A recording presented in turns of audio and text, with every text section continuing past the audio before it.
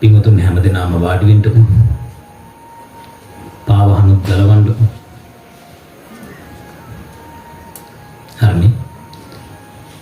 බණ අහනකොට අඩුම ගානේ පන්සිල් හරි සමාදන් වෙනකොට බුදුරජාන් වහන්සේගේ බුද්ධ වචනයක් බුදුරජාන් වහන්සේගේ මුවින් පිට වෙච්ච වචනයක් අහනකොට ධර්ම ගරුත්වයේ තියෙන්න ඕනේ.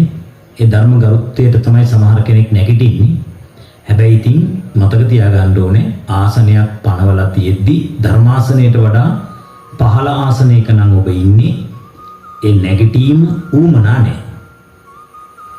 කතා තේරෙනවද? ධර්මාසනයට වඩා උඩ ආසනයක ඉඳගෙන බණ අහන්න සුදුසු නැහැ. බණ කියන්නත් බෑ. තේරෙනවද කියලා? බුදුරජාණන් වහන්සේ බණ කියන්න එපා කියලා තියෙන ක්‍රම කීපයක් මොනවද? न नीचे आसने निसीदित्वा उच्चे आसने निसिन्नस्स अगिलानस्स धम्मं देसिस्सामि सिक्खाकरणीय पहल असुन नीच असुन හීන් අසුන මිටි අසුනක ඉඳගෙන උස් අසුනක ඉන්න කෙනාට බණ කියන්න බෑ තහනම්. ඒක අපි බණ කියන භික්ෂුන් සාමණේරයට උපසම්පදා භික්ෂුන් අපි හැමෝටම පොදුයි. සාමණේර භික්ෂුවක් නම් දඬුවම් ලැබිය යුතුයි. උපසම්පදා භික්ෂුවක් නම් විනයෙන් ආපත්‍යක් වෙනවා. දුක්ඛටයක් නම් දුක්ඛට ආපත්‍යක් වෙනවා. හරි. ඊළඟ කාරණාව. පාවහන් දාගෙන ඉන්න අයට බණ කියන්න බෑ. න පාදුකා රූල්හස්ස අගිලානස්ස ධම්මං දේසිස්සාමි සික්ඛාකරණීය.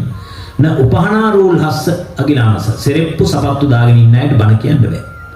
ඒසා විශේෂයෙන්ම එලිමහනක තියෙන බණක් නිසා ඔයයන්ට සමහර වෙලාවට සෙරෙප්පු දෙක ටිකක් මේ බේම කකුල් දෙකට රින් ගන්න පුළුවන්. බණ කියන අතරතුර ඒක කරන්න එපා. ඒක දේශකයන් වහන්සේට ඇවතක් සිද්ධ වෙන දෙයක් නිසා බොහොම උනන්දුවෙන් ඔබට බණ කියන්න ඇවිල්ලා අපේ සිල්පදයක් බින්දිනවා නම් ඒකට සුදුසු නෑ. ඒ කරුණාවන්තකම තියාගන්න.